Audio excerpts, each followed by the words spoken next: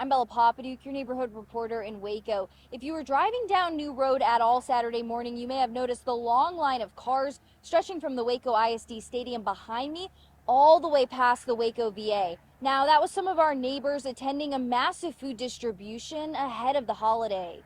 Hundreds of cars lined up outside Waco ISD Stadium on Saturday morning. Our highs have surpassed the highs during the pandemic.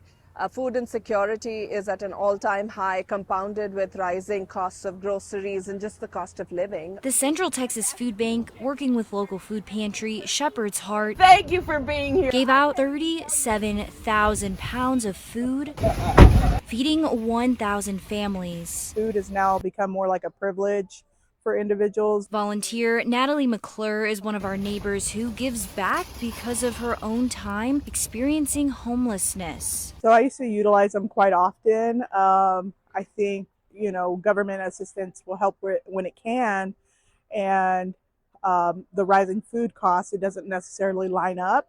And so we would have to, my family and I would have to use things like Shepherd's Heart and other local food pantries. Organizers tell me cars were lined up for nearly 2 hours before the distribution was set to begin. Just because the shutdown is over, we know that the SNAP dollars have been restored and that our federal workers have received a back pay.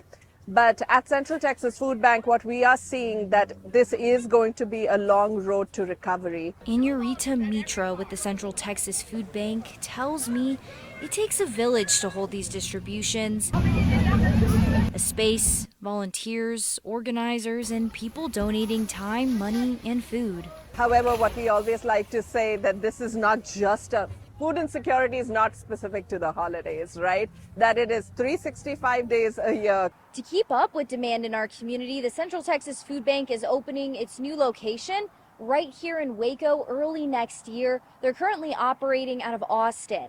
In Waco, I'm your neighborhood reporter, Bella Popaduke.